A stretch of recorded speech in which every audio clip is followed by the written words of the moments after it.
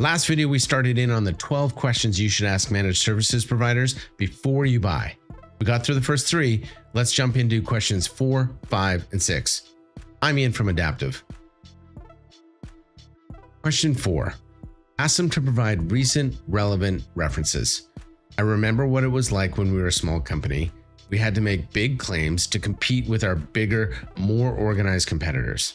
Where we'd fall down was when a prospect would ask us about our experience in their space. So make your candidates back up their big claims.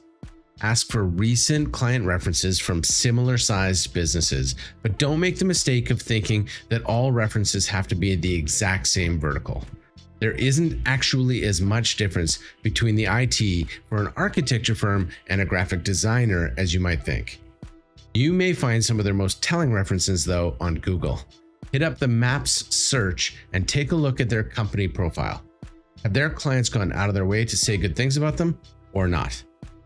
A red flag here is some variation on we don't really do references because of privacy, whereas a green flag sounds something like here are a few clients who would love to talk to you. A great provider welcomes these conversations.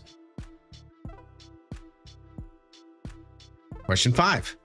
Ask them to walk you through a clear onboarding plan.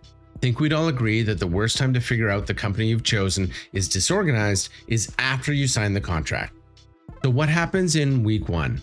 What about week 2? Who does what? Is there a cost associated with onboarding?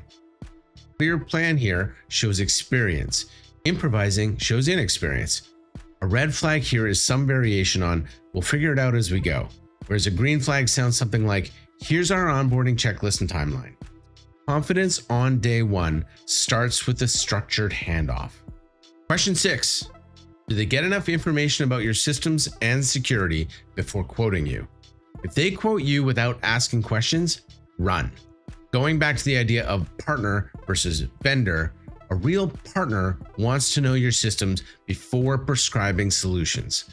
This might take the form of an audit, or it might be the gathering of documentation.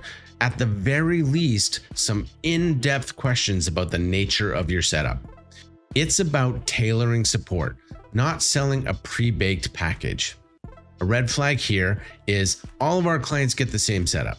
A green flag sounds like we'll start with a security audit, maybe a discovery session. Seems obvious, but you're going to be best served with recommendations based on facts, not assumptions. We're halfway through our 12 questions.